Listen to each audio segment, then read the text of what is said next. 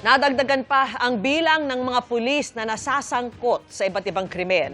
Pinakabago ang staff sergeant na kabilang sa 8 inaresto dahil sa umunoy pagdukot sa delivery driver at pagtangay sa truck nito para kargahan ng mga nakaw na kable. Nakatutok si June Veneracion.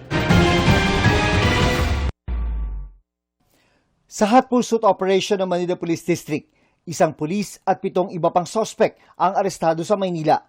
Isinasangkot sila sa mga mabibigat na kaso, gaya ng grave coercion at pagdukot sa isang delivery driver.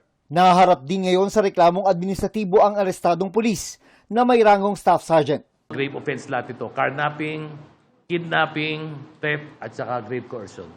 Sabi ng biktima, nagpabook ang mga sospek ng delivery truck. Pero parasahan umanong kinuha ng mga sospek ang manibela na idiniretso sa Imus, Cavite mula Tondo, Maynila. Sa Imus, ginawang sakayan umano ang kanyang truck ng mga nakaw na kable. Tinakot lang po. Ano sinasabi? Opo, kasi sabi niya, yung driver ko na lang, ayoko kasi bigay yung sasakyan, ma'am eh. Kaso sabi niya, huwag kang mag-alala, pulis naman din ako. Ang pagkakaaresto sa staff sergeant ay isa sa mga pinakabagong kaso ng mga tinaguriang scalawags in uniform. Nung nakarang linggo lang, sinampahan ng reklamong 3 counts of robbery ang 6 na pulis Maynila na umano'y nang hold up at nanakit ng ilang taga Makati. Magkahalong lungkot at pagkadismaya ang nararamdaman ng hepe ng PNP na may mga pulis pa rin na nasasangkot sa iligal sa kabila ng pagtaas ng sweldo at alawas sa mga pulis. Buti nga ngayon pa lang nakikita na